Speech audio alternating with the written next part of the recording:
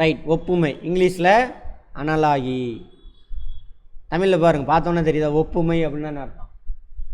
ஒப்பிட்டு பார்க்கணும். இந்த பக்கம் 2 இருக்குது, அது 2 பேர்த்துக்கு இங்கே பாருங்கள். எக்ஸாம்பிள், இவங்க 2 பேர் இருக்காங்களா, இவருக்கு இவர் என்ன ரிலேஷன்ஷிப், அதே மாதிரி இங்கே இன்னொரு அதே ரிலேஷன்ஷிப்பில் வார்த்தையே கீழேருந்து எடுக்கணும். நீங்களாம் போய் தேடாதீங்க வெளியில்.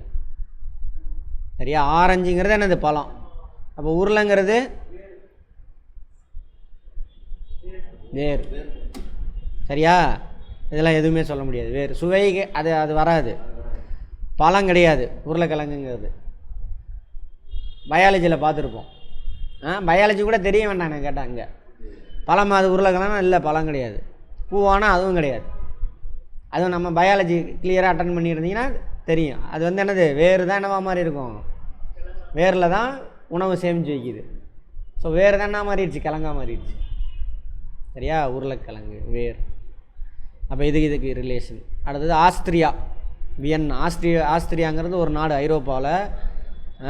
வியன்னா அதோட தலைநகரம் தான் வியன்னா. அது மாதிரி அது தெரிஞ்சால் போதும். அதுக்கு இதெல்லாம் போய் மனப்பாடம் பண்ணாதீங்க. அடிக்கடி நியூஸில் வர நாடுகள் அதோட தலைநகரத்தை மட்டும் பார்த்துக்கோங்க. நீயா போய் ஒன்றெல்லாம் பார்க்க வேண்டாம். அடிக்கடி நியூஸில் வருதில்ல. இப்போ நீங்கள் சொன்னீங்களா எப்படி ஒரு 50 நாடு சொல்லிடுவீங்க, சொல்ல முடியுமா? அது அதோட தலைநகரம் மட்டும் பார்த்து வச்சுக்கோங்க போதும். சரி, எனக்கு இப்போ தலைநகரம் மட்டும்தான் தெரியுது, நோ ப்ராப்ளம். இப்போ ஒரு நாடு இருக்குதுன்னு தெரியுமா? எத்தனை பேருக்கு தெரியாது? எல்லாத்துக்கும் தெரியுமா? தெரிஞ்ச நாடா? தெரியாதானே உங்களுக்கு? ஆஸ்திரியா என்ன இருக்குது? ஆஸ்திரியா அப்போது இருந்த நாடு. ஆஸ்திரியா ஹங்கேரி போர்னு ஹிஸ்ட்ரியில் பார்த்துருக்கோம். அப்போ அங்கே இருந்தனால தான் என்னாச்சு, இங்கே ஃப்ரெஞ்சுக்காரனுக்கும் இங்கிலீஷ்காரனுக்கும் இங்கே சண்டை வரும். கர்நாடிக் போரை பற்றி பார்த்துருப்போம். அப்போ பார்த்துருவோம் இந்த வார்த்தை, எடுத்து பாருங்கள். சரி, அதோட தலைநகரம் அது. அப்போ இங்கே என்ன இது சார், இதேமாரி ஒத்து போகிற மாதிரி எடுக்கணும். அமெரிக்கா தலைநகரம் ஒர்லாண்டாவா? என்னது, வாஷிங்டன் டிசி. அப்போ இது கிடையாது. ஜெர்மனி ஒரு நாடு, லண்டன் வேறு நாடு. லண்டனுங்கிறதே வேறு நாடு. யூகே. ரைட். பாகிஸ்தான் லாகூர் தெரியும். பாகிஸ்தான் லாகூரா? இஸ்லாமாபாத். ரைட், இதுவும் கிடையாது. அப்போ என்னது, எஜிப்து தான், கெய்ரோ. எடுத்து பாருங்கள், கரெக்டாக இருக்கும். ஓகேவா? அப்போ இவருக்கு என்ன ரிலேஷன்ஷிப்பில் இருக்காரோ அதுக்கு தகுந்த மாதிரி என்ன பண்ணணும், இந்த மாதிரி எடுக்கணும். அடுத்தது இதுக்கு ஏபிசிடி எழுதிடணும் வரிசையாக. ஓகேவா? ஏபிசிடி எழுதிடணும். இதுக்கு நடுவில் என்ன ரிலேஷன்ஷிப்பில் இருக்கோ அதே மாதிரி இதையும் அடுத்து உள்ள நம்பரை கண்டுபிடிக்கணும். அப்போ இந்த மாதிரி அல்ஃபா சீரியஸும் பின்னாடி வரும், அடுத்து பார்ப்போம். அல்ஃபா சீரியஸ்னால் என்ன அர்த்தம்? ஏபிசி லெட்ரு எழுத்து இருக்கு இல்லையா, லெட்ரு தானே சொல்லுவாங்க. ஆமாம், எழுத்து. அதில் அப்போ ஏபிசி மொத்தம் எத்தனை எழுத்து? 26. மேலே 13 எழுதிக்கங்க, கீழே 13 எழுதிக்கங்க. அதில் ஒரு சில விஷயம்லாம் இருக்கும். A B C D E F G H I J K L M தான் 13 லெட்ரு. எப்படி சார் இதை ஞாபகம் வச்சுருக்கீங்க? எம்மும் என்னும் ஒரே மாதிரி தான் இருக்கும், கரெக்டாக? கோடு தானே, ஒரு கோடு, 2 கோடு, 3 கோடு, 4. இது கூட கொஸ்டினாக வரும், பார்த்துக்கோங்க. ஸ்ட்ரெயிட் கோடு எத்தனை இருக்குது இதில்? 1 2 3. இன்னொன்று சேர்த்தனோம்னா எம் ஆயிரும். நம்ம ஞாபகம் வச்சுக்கோங்க. OPQRSTUVWXYZ. கரெக்டாக ஆர்டராக எழுதிக்கங்க. அதில் கூட ஒரு பேட்டர்ன்லாம் வரும். அதில் இப்படி வச்சுக்கோங்க, இப்படி எழுதிக்கங்க, அவ்வளோதான். கேஎல் இது ஆர்டராக பார்த்துக்கோங்க.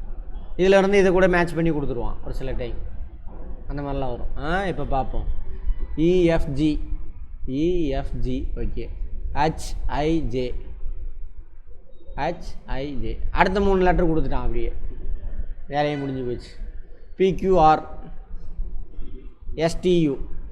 ஓகேவா? அப்படி தானே போட்டிருக்கான். இங்கே என்ன போட்டிருக்கான்? எஸ்டியு. அதே தான் போட்டிருக்கான்.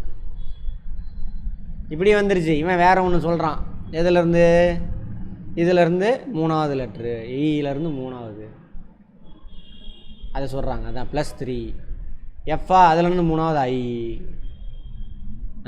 அப்படி வரலாம், எப்படி வேணாலும் வரலாம். நீங்கள் இதுக்கு என்ன ரிலேஷன் செட் ஆகுதான்னு பார்த்தீங்கன்னா தெரிஞ்சிடும். இதுக்கு என்ன ரிலேஷன்ஷிப்பில் இருக்கோ அதே மாதிரி இதுக்கு கண்டுபிடிச்சா போகும், வேலை முடிஞ்சுது. அது பேட்டர்னை பாருங்கள், அங்கே இருக்குது கீழே. அடுத்தது 7:11. இது என்ன நம்பரு? Prime number. இது என்ன நம்பரு? ப்ரைம். இதுக்கு அடுத்ததாக வர ப்ரைம் நம்பர் இது, அப்படியே எடுத்துக்கலாம். அது 7+2 அப்படியே எழுதலாம். 11. 7+2 ஆனது 11. என்னங்க அப்படி பார்க்குறீங்க? சாரி 2ங்கிற 4. சாரி 7+4 11. ஓகே. இப்போ 31 இருக்குது. 31 + 4 போட்டால் என்ன ஆகுது? 35. 35 இருக்கா பாருங்கள்.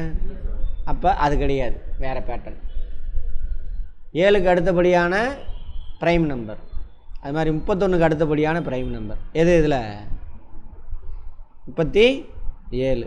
இதெல்லாம் இதுவும் ப்ரைம் நம்பர் தான், ஆமாம் தானே? இல்லை, 3ஆல் டிவைட் ஆகும். இது ப்ரைம் நம்பர் கிடையாது. 43 அது அதுக்கப்புறம் தான் வருது, அதுக்கு முன்னாடியே ப்ரைம் நம்பர் இது. எது? சாரி இது 37. அதான். அப்போ இங்கே என்ன ரிலேஷனில் இருக்குது அது மாதிரி கண்டுபிடிச்சி போடும். அதேமாதிரி இதை சால்வ் பண்ணுங்கள். நம்பரில் எதுவுமே வருதா? வந்திருக்கு. சரி, இப்போ 3 டாபிக் பார்த்துருக்கோம். சால்வ் பண்ணிவிட்டு வாங்க. இப்போயே கூட பண்ணுங்கள், அரை மணி நேரம் நான் கூட வெயிட் பண்ணுறோம்.